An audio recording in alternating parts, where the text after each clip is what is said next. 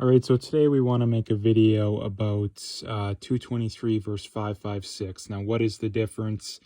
Basically getting into it. So there is essentially two main differences between the 223 and the 556. Number one, the pressure on the 556 is a little bit higher.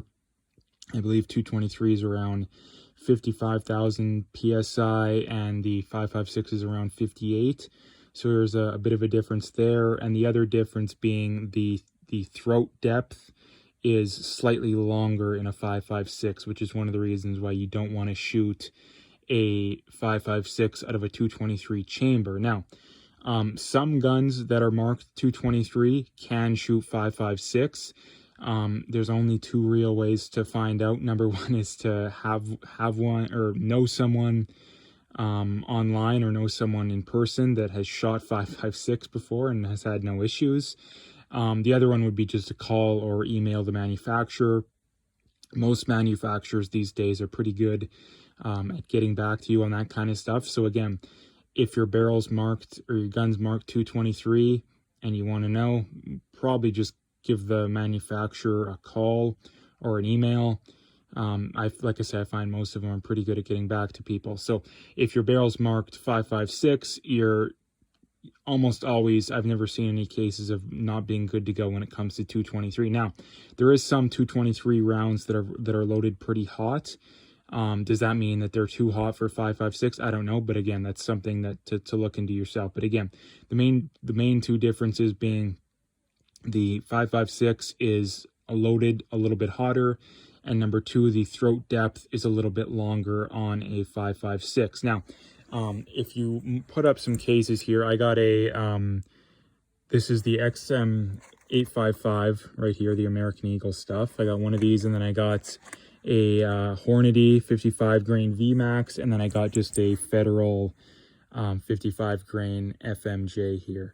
So if you put them up, mark them to, if we can stand them up together here, you can see that the case length on the 556, the Federal one there, it does look slightly longer. Again, I don't know if you can see that in the video, but it does look ever so slightly longer, and it also looks slightly thicker too. That's something you can probably see on the video. Again, so those are two other differences to point out. If you look at them in a magazine here, again, that's something that's going to be hard to find, but these are just standard PMags. The 223, both of them have a little bit of depth here, but if you see the 556, there's next to no room. Like there's literally, like, it's probably borderline touching. But again, you look at either of the 223s, there is a little bit of space in there. That is something you can see in the video, but that is the difference when it is in magazines. So again, these are PMags.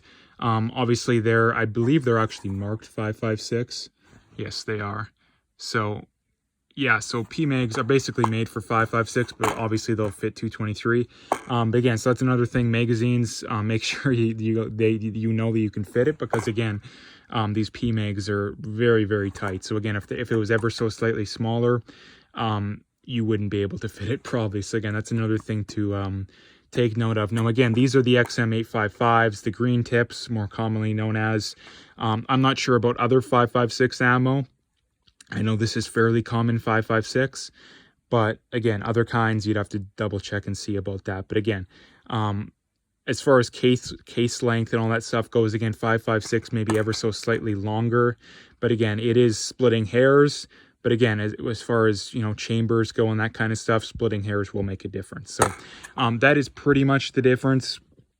Again, the 556, a little bit more pressure, a little bit longer throat depth, which is why you can't, or most of the time you can't shoot, or you don't want to shoot a 556 out of a 223 barrel, because again, the pressure is going to be so high that you could have issues. Now, is the gun going to blow up? Probably not, but you will have pressure issues, and it's probably going to be something that, again, and the other thing to point out too is that it is possible to get your 223, you could get it re-chambered, basically. I believe it's 223 wild, or even you could just get it chambered in 5.56. I don't know how much that would cost to do. It may not even be worth it, but again, that is another option.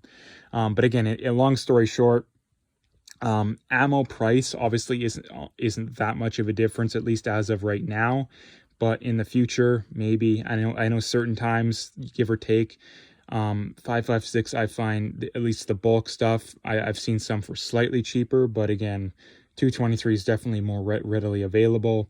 And especially if you want hunting stuff, 223 is going to be your way to go, because they don't really make hollow point 5.56, at least that I've seen, or any kind of expanding round. It's almost always FMJ or like the mild penetrator, or maybe even AP as far as the 5.56 goes. But again, that covers pretty much everything. Like I say, just more pressure and a little bit longer throat depth. And if you're unsure, just call the manufacturer, email the manufacturer. So anyway, that's the video for today. If you'd like to, make sure to like and subscribe if you haven't already, and stay tuned for more.